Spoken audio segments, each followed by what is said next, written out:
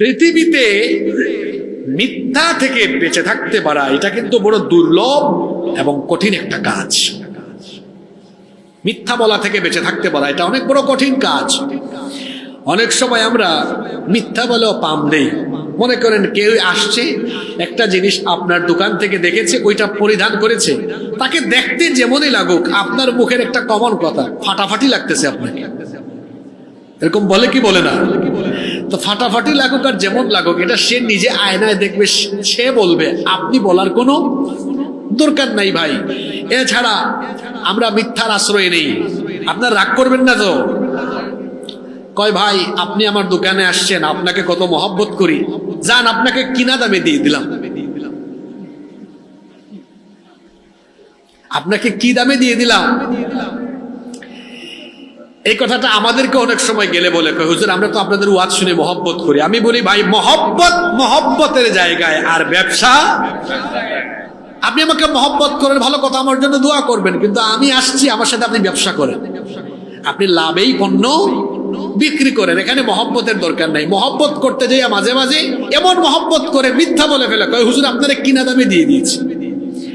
এখন কথাটা যদি মিথ্যা হয়, যদি কেনা দামে আপনি না দেন, এই যে মিথ্যার আশ্রয় নিলেন, এর ফলে কি হতে পারে শোনেন। আল্লাহর নবীর হাদিস, আল্লাহর নবী বলেছেন, মিথ্যা বলে যারা পণ্য বিক্রি করে, হয়তো তার বাহ্যিক দৃষ্টিকোণ থেকে মনে হবে বেশি সেল হচ্ছে, কিন্তু তার বরকত এর পরিমাণ কমে যাবে। কেমন?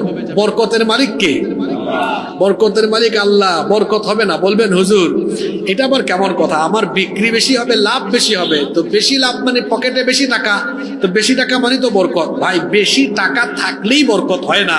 আপনি দেখবেন অনেক মানুষ আছে মাসে অনেক টাকা, লক্ষ লক্ষ টাকা ইনকাম করে, কিন্তু এটা কোন দিকে এসে যে কোন দিকে যায় মাস শেষে কোনো হিসাবও পায় না। আবার অনেকে আছে বেশি টাকা কামায় না, অল্প পয়সা উপার্জন করে, কিন্তু দেখা যায় মাস শেষে খরচ করার পরেও টাকা কিছু অবশিষ্ট থাকে। তার মানে তার উপার্জনে কি আছে?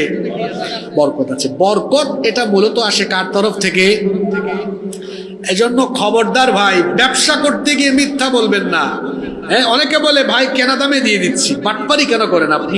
কেনা দামে দিয়ে দিলে আপনার দোকানের ইলেকট্রিক বিল, কর্মচারীর বেতন, আপনার ইনভেস্ট খাটিয়েছেন, এগুলো কোত্থেকে আসবে গো? হ্যাঁ, আপনি এভাবে বলেন, আমি আপনাকে মহব্বত করি, মহব্বতের জায়গা থেকে অন্যজনের কাছে একটু বেশি লাভ করি, আপনার থেকে একটু, এটা সুন্দর কথা, অন্যজনের থেকে একটু বেশি লাভ করি, আপনার থেকে একটু কম করবো। এই মিথ্যাটা কেন বলেন যে কেনা দামে দিয়ে দিচ্ছি? আবার অনেক সময় বিক্রি করার সময় বলে ভাই 1 নাম্বার জিনিস দিয়েছে 2 নাম্বার। মনে করেন টাইলসের দোকানে গিয়েছে, এখন আপনারা জানেন টাইলস A ক্যাটাগরিরও আছে, B ক্যাটাগরিরও আছে। এখন B ক্যাটাগরির টাইলস দিয়ে বলতেছে ভাই A ক্যাটাগরি দিয়েছি। ব্যবসা হালাল, মিথ্যা বলে এখন উপার্জন বানিয়েছে কি? খবরদার। ব্যবসায়িক সেক্টরে, এখানে টেরিবাজারে আমি মাঝে মাঝে আসি, বছরে কমপক্ষে 5-6 বার আসা হয়। এখানে অনেক দোকানপাট আছে, আমি দেখেছি। আমরা যে যে সেক্টরে ব্যবসা বাণিজ্য করি, আমরা যেন মিথ্যা বলে আমাদের উপার্জনে হারাম না ঢুকাই। পারবো না ইনশাল্লাহ? কারণ এটা আদর্শ ব্যবসায়ীর গুণ নয়। আদর্শ ব্যবসায়ী সত্যবাদী হবে।